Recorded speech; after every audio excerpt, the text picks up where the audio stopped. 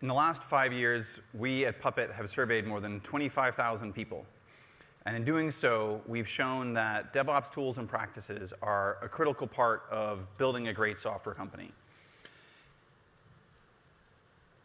Unfortunately, many organizations today are finding that the costs of the cultural change necessary to adopt DevOps are too great for them. They're too great for them to pay those costs. And as a result, many of these companies will fail to become great software companies, either by failing to do the hard work they have to do in the first place, or by adopting it but in a way that has no real value because they don't go deep enough, they don't invest enough. We at Puppet believe that all companies are becoming software companies, whether it's the financial firms we work with who have 25,000, 30,000 software developers, or it's the retail organizations who have functionally little data centers in every retail store around the world. So all of their applications are complicated distributed applications with horrible logistics and operational problems that software really is the only way to solve for them. And our surveys have shown that the way that these companies, the way that these great companies become great software companies is by optimizing the entire end-to-end software production. As a result, for most organizations, success in the next decade means figuring out how to do that optimization, how to move from being a great company to being a great software company. If you and your organization want to be part of this new world, you have to commit to making this change. You have to find a way to get from the old world, the old style of building software, the old style of delivering value to your customers, to adopting the new world of DevOps tools and practices. And if you're able to do this, if you're able to move past the barriers that exist in most organizations today, you'll be able to keep the great people in your team happy. You'll be able to spend more time creating value rather than doing rework and responding to outages and problems, which I think was referenced earlier today, and deliver better software faster, which is what so much of this is about in the end.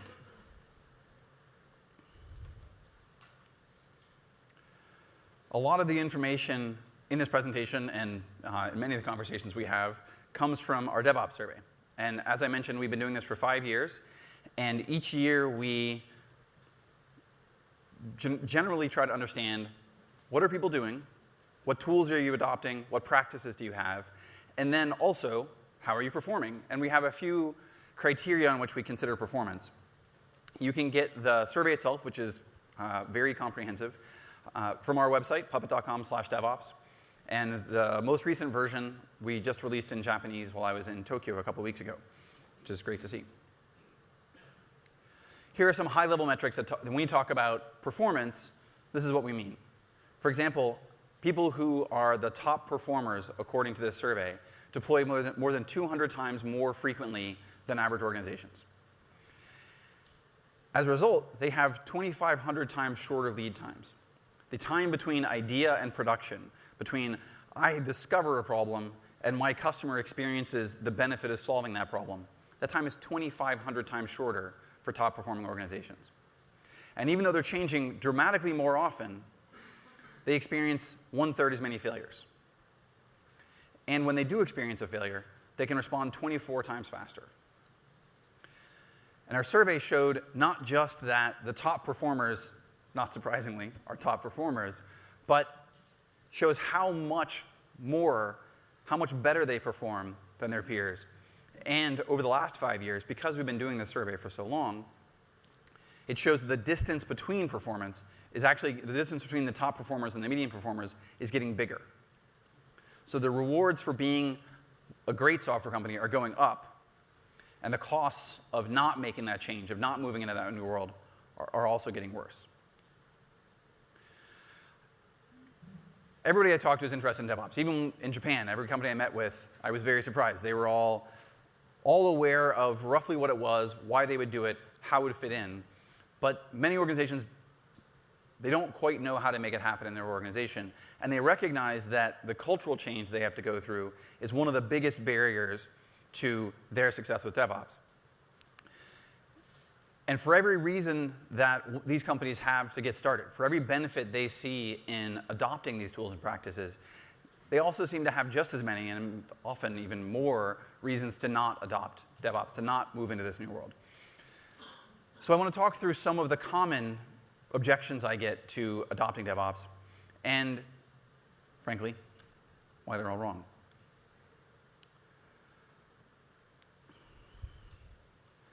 In the end,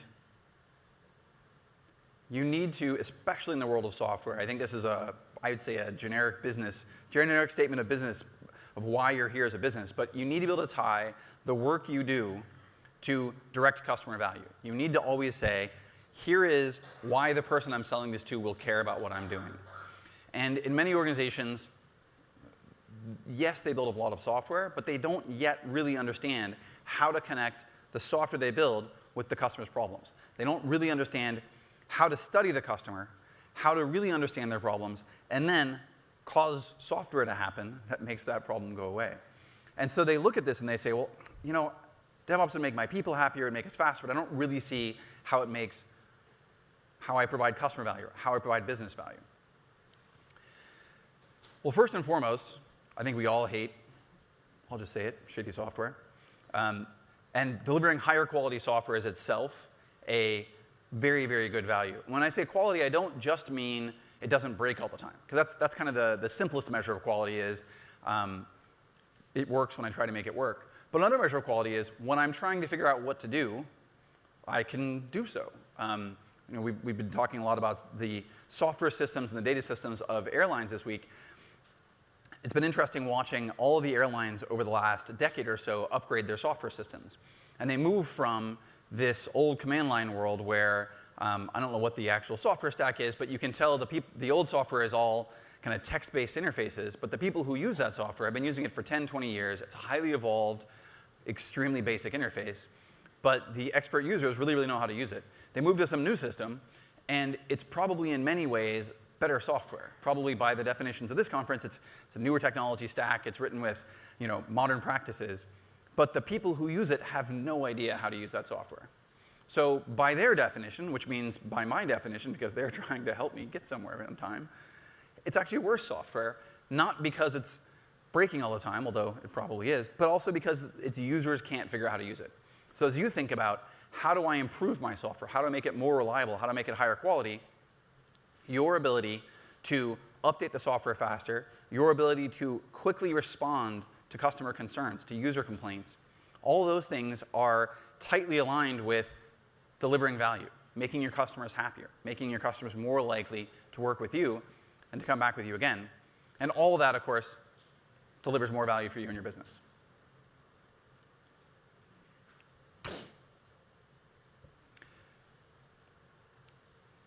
This conference is all about new technology stacks. It's all about the new interesting things. I was talking to Alex from the new stack earlier today, and his media company is obviously all about the new stack.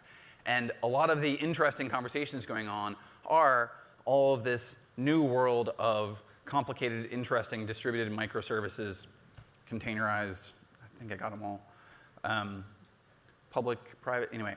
And so a lot of companies say, oh, well, the world of DevOps is only useful in that new technology stack. But there are some significant problems with this.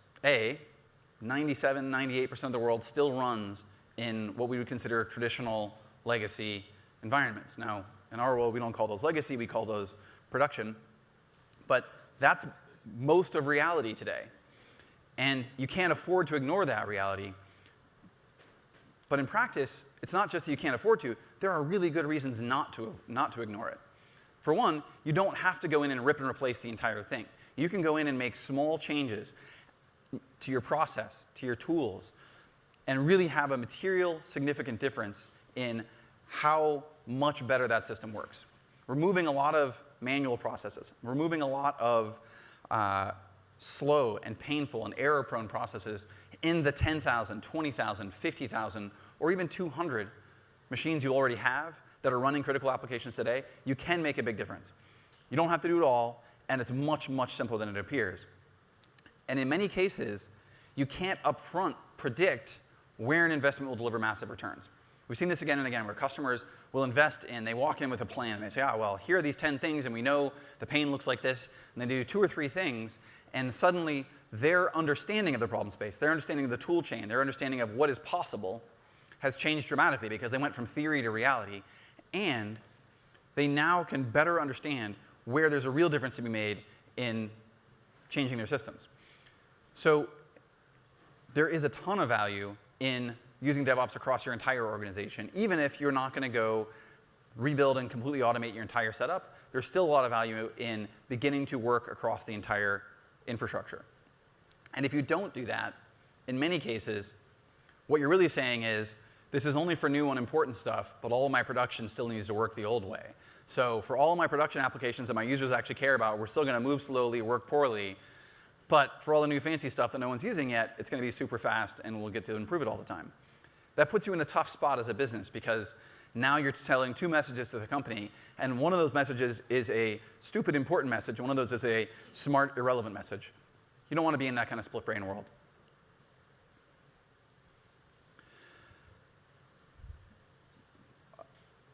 Puppet is a production-first company. We primarily concern ourselves with what our customers are doing in production. We spend the majority of our time helping them get control of, understand, and begin to manage their production infrastructures. And production for us is production for you. So if you are Uber or Pinterest, then your production is one thing. But if you are Bank of America, Wells Fargo, Walmart, then your production is something very different. And one of the first questions our customers often ask us, especially these larger, more mature companies, is, look, I don't want a product that just works for Uber. I want a product that works for the reality of my organization. We're not 5 years old or 10 years old. We're 50, 100, 150 years old. We've grown through organic growth, but also through acquisition. We've got, we had a pure technology stack one time in 1989, and since then, we've got, every single computing device that's been produced since 1989, we have running in production somewhere in our organization. We can't ignore that. And they want the assurance that the solutions we provide, the technology we provide, and the benefits that you get out of DevOps don't just work for modern, new, from-scratch companies. They work for traditional, mature organizations. First and foremost, DevOps is the new normal. If you are a large company today, you are, whether you want to be or not, a software company. And if you are a software company, you need to be able to figure out, how do I optimize the entire end-to-end software production? So it's not like you get to pick. It's not like you get to say, oh, well, we kind of got in before the cutoff, so we don't need to worry about this problem. And no matter where you are in your maturity cycle, no matter how complex your stack is, you still get the benefits of reduced time to market. You still get the benefits of mean time to recovery, a much lower mean time to recovery. And there isn't anybody I talk to, 0 people, who aren't concerned about, how do I keep my people happy? How do I keep my people engaged? How do I make them excited about the problems I put in front of them?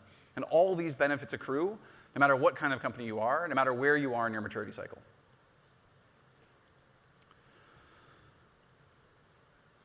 Again, every company I talk to says they're penned in by basically 2 competing forces. 1, I have to deliver higher quality software faster and more consistently. 2, I have to keep my costs either flat or have them go down. And they don't see how to do that. And they especially don't see, it doesn't seem like it's possible to do all of that while also bringing a new initiative, bringing a new style of culture inside my organization. But in general, what our customers find with DevOps is it's actually all about time reclamation for the first couple of quarters of delivery. It's all about finding ways to get time back in your day. And that really comes in 2 forms. One is, I'm wasting a bunch of time doing manual effort that a computer could do faster, more reliably, more consistently. But 2 is, a lot of your best people, studies have shown that sysadmins in general, SREs, DevOps engineers, whatever you want to call them, in general get interrupted every 15 minutes.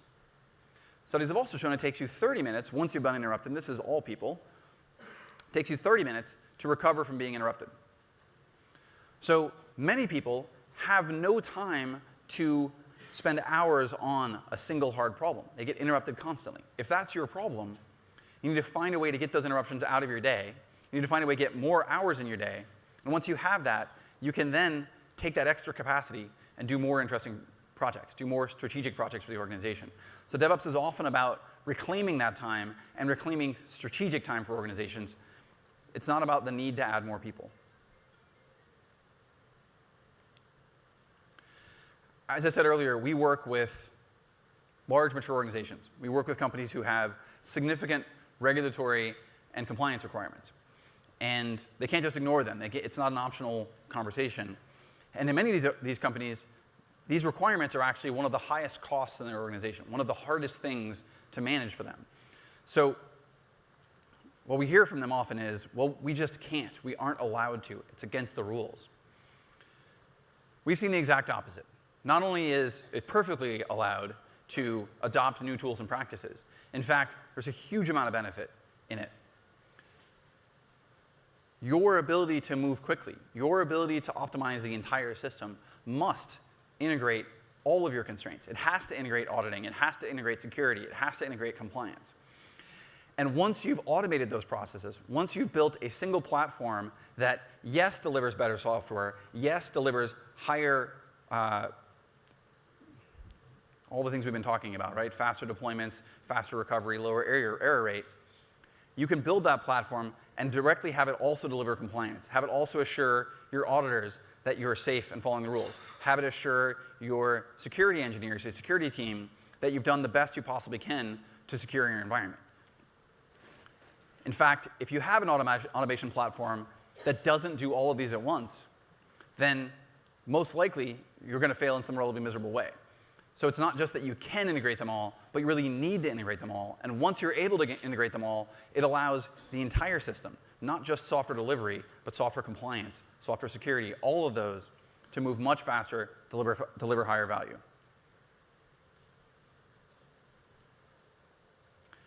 I don't hear this one that often. Most organizations rarely say things that sound like we don't have any problems. But it's true that many organizations will conclude that, while we have many interesting challenges, our challenges in particular aren't actually relevant to this world, right? Adopting DevOps won't help improve the things that matter most in our organization. But again, this is all about great companies becoming great software companies. It's about becoming good at getting better at software, moving faster, and getting rid of the most frustrating pieces of what you do, while at the same time consistently delivering a better software experience, and as a result, a better product to your customers. If you believe, like I do, that everybody is becoming a software company, then this is a problem and a requirement that's relevant to pretty much everybody.